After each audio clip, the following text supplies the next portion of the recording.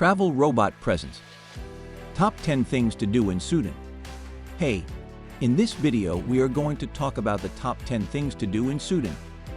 There seem to be two types of people when it comes to travel in Sudan.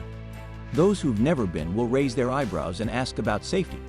But the few who've been will say Sudan is one of the nicest and safest countries they've ever had the pleasure of visiting. As someone who spent several weeks in Sudan in early 2020, in fact, I rode my bicycle solo through much of the country. I am firmly in the latter camp. Though Sudan as a country faces some deep economic and political challenges, the mood most travelers will encounter is peaceful and friendly. Most travelers come to Sudan for the ancient Nubian archaeological sites, less developed than Egypt's but also more relaxed and atmospheric.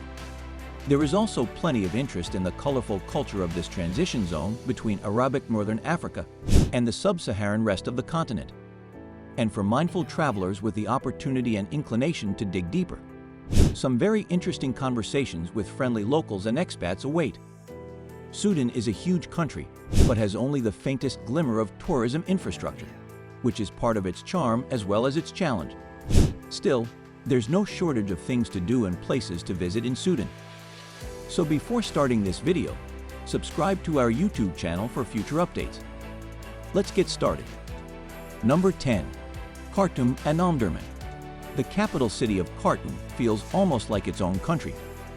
In this relatively progressive place, you'll find more women on the streets, some even without headscarves, and foreigners won't usually get much of a second look. The city is cramped and bustling in some places and surprisingly modern in others, with an overall friendly and polite vibe. The most highly recommended thing to do in Khartoum is technically in Omdurman, the older and grittier city right next door. Every Friday before sunset, Sufi mystics dance and chant in a highly charged, ecstatic atmosphere at the Hamid al-Nil tomb. In Khartoum proper, the National Museum and the confluence of the Niles are both worth a visit and relatively nearby each other. Number 9. Pyramids at Meroë. Sudan technically has more pyramids than Egypt, though they're smaller and often less well preserved. If you're going to see one pyramid site in Sudan, make it the Pyramids of Meroë. Usually visited as a day trip from Khartoum or en route from Atbara. This site is the best preserved and also the most popular pyramid site in Sudan, meaning you might have to share with a handful of other tourists. The pyramids here are in varying stages of disrepair and reconstruction, revealing a complex history of both building and excavating. While chatting with one of the site's archaeologists, I was surprised to learn that a fair amount of their effort goes into simply holding back the desert sand that threatens to sandblast the remaining structures, destroying them faster than they can be preserved. The pyramids at Meroë can be reached easily by public transit from either Khartoum or Atbara. Just ask to be let off at Badraya village. Coming back is trickier and is usually done by hitchhiking. It's possible to camp at the pyramids if you're prepared with your own gear. Number 8. Naga and Musawwarat. These two Meroitic archaeological gems are a bit harder to get to than most of Sudan's other tourist attractions, requiring some kind of private transportation. They lie 26 kilometers, Naga, or 30 kilometers, Musawwarat, east of the highway from Khartoum to Atbara on sand and dirt track, sharing the same road for the first 15 kilometers after leaving the highway. Their locations can be found on the iOverlander app, but it's probably best to go with an experienced guide/driver who can navigate the faint and sandy desert tracks. If you can manage to get there, the temples at these sites are among the nicest in Sudan. Naga is home to the temples of Amun and Epidemic, the latter notably depicting the queen with the same size and power as the king, as well as the small but surprisingly intricate Roman kiosk. At Musawwarat es Sufra, which dates from the 3rd century BC, you can wander the extensive labyrinthine great enclosure and visit the well-preserved Lion Temple. The old reservoir is usually dry these days, but standing there you can almost imagine how it would have looked and felt when the now barren desert was teeming with life centered around this ancient temple complex. Number 7. Atbara. Atbara has a bit of a gritty feel compared to the gentler towns further west and north.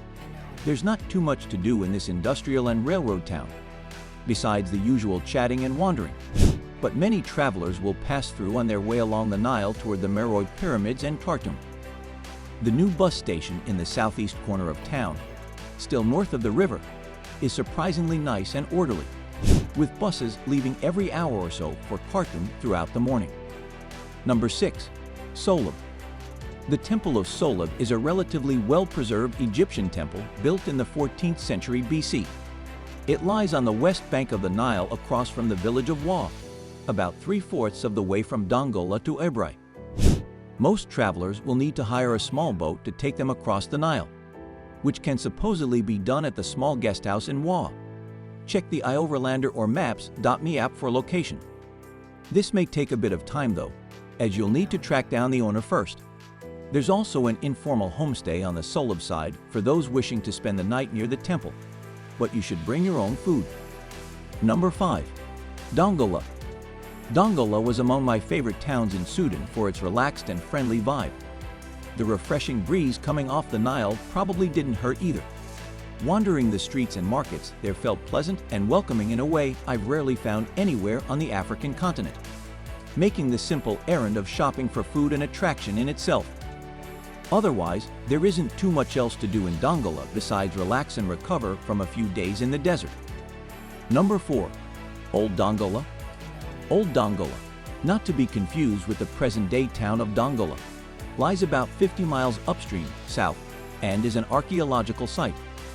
Notable for its more recent history, relatively speaking compared to some of Sudan's ancient sites, it contains the ruins of a number of Christian churches from the 7th, 14th centuries AD. The Throne Hall, Church of the Granite Columns, and Muslim Cemetery are some of the most prominent ruins at Old Dongola. Number 3. Wadi Halfa. There's not much reason to visit the far north border town of Wadi Halfa, unless you're crossing between Egypt and Sudan. Still, it's an interesting transit town where you can watch the ferries come in from Aswan and Abu Simbel.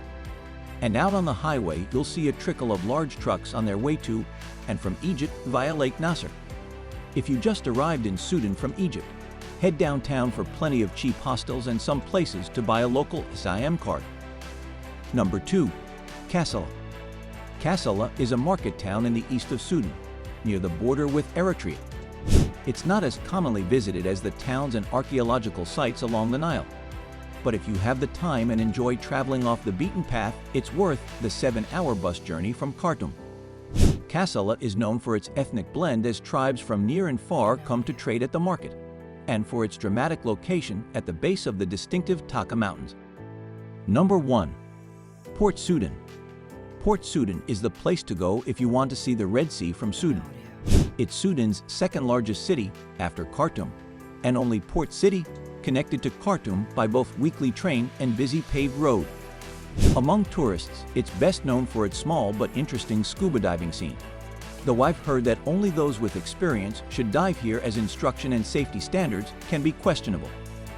If you love similar content like this, take a look at my other videos.